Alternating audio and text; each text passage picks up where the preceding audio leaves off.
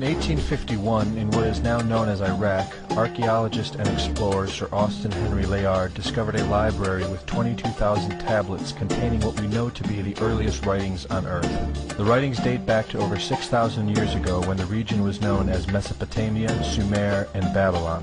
Amongst these vast writings is a story which mirrors the book of Genesis in the Bible. It tells a story of a great flood which reshaped the face of the planet Earth and all of her inhabitants. It tells a story of a tower built and the creation of the spoken word. One of these scrolls includes a star map of what appears to be a sun and its planets. The writings include detailed descriptions and maps of our solar system matching what we know today and beyond. It includes a 10th planet in an orbit between Mars and Jupiter. It is written that the 10th planet Nibiru was thrust into our solar system and collided with the planet Tiamat. The remaining bulk of Tiamat over time became Eridu, the Earth as we know it, and the rest of her became the asteroid belt. In retrograde to the other 9 planets, Nibiru took orbit around our Sun in a long ecliptic or apogee. Lasting 3,600 years, it passes between Mars and Jupiter. In recent years, based on the patterns of our known solar system, astronomers have been looking for a planet with this same orbit. In search of this planet, they discovered the planet Pluto. The search continues. According to the ancient texts, this detailed information was given to them by the Anunnaki, or those who from heaven to earth came. They described the Anunnaki as a reptilian race of gods which came to the earth in fiery ships from their home planet of Nibiru, the 10th planet. It is written that these Anunnaki came to the earth to mine gold and other elements to serve in protecting the atmosphere of their distant home planet. After a workers' revolt, the Anunnaki rulers began to genetically alter Cro-Magnon man to create a slave race, resulting in the human race. It was said that we were created by the gods in clay vessels. It is written that man was forbidden to depict the Anunnaki in their actual form. Just prior to the Great Flood, the bulk of the Anunnaki would return home, leaving numbers of them behind to watch over the earth. Anu was king. Assigned to Anu to heed his instructions. 300 in the heavens he stationed as a god. The ways of earth to define from the heaven. And on earth 600 he made reside. After he all their instructions had ordered, to the Anunnaki of heaven and of earth, he allotted their assignments. This story of reptilian gods from the heavens creating man is not at all uncommon. It in fact can be found in most every region of our planet. In Japan, emperors claim descent from dragon gods who came from the sky.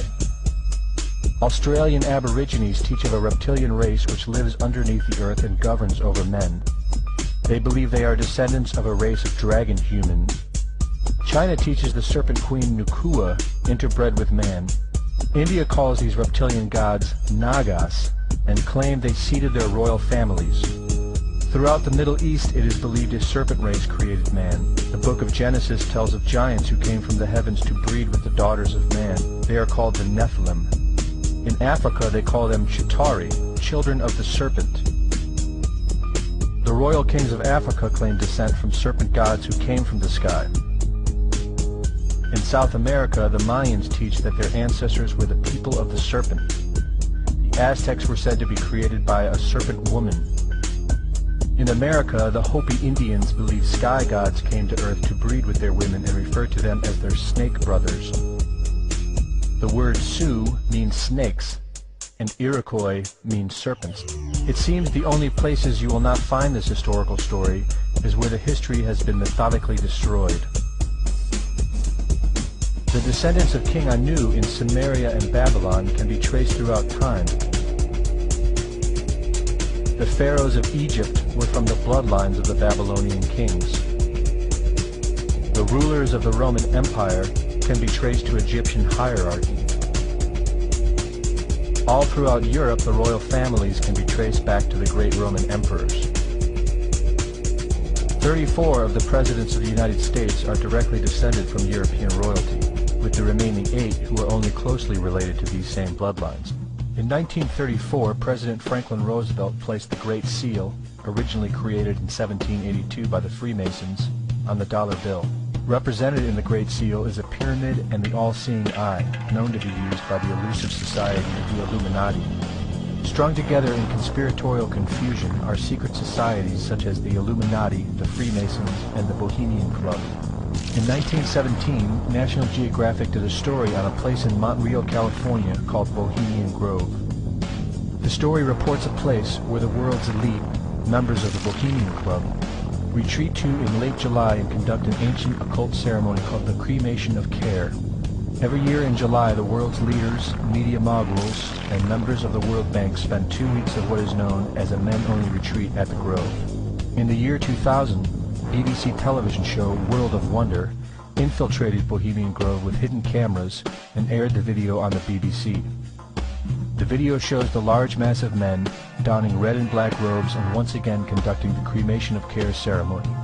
The altar is at the base of a 200-foot owl, the Babylonian symbol of the god Moloch, the god of human sacrifice. In the video, a body is delivered upriver to the altar where it is set on fire. Upon being aired, members of the Bohemian Club reported that the ceremony is a put-on, merely done for entertainment and fun. This history tells a story of our world leaders having a deep involvement in satanic tradition, worshipping our reptilian overlords, the serpent gods. It poses the possibility that we may be and have always been enslaved by our leaders, no different than sheep or cattle. There is an endless amount of information out there which supports this, but don't take my word for it.